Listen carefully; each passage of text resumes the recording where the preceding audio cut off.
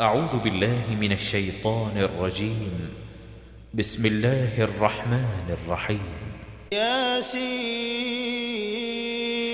والقرآن الحكيم إنك لمن المرسلين على صراط مستقيم تنزيل العزيز الرحيم لتنذر قوما ما أنذر آباؤهم فهم غافلون لقد حق القول على أكثرهم فهم لا يؤمنون إنا جعلنا في أعناقهم أغلالا فهي إلى الأذقان فهم مقمحون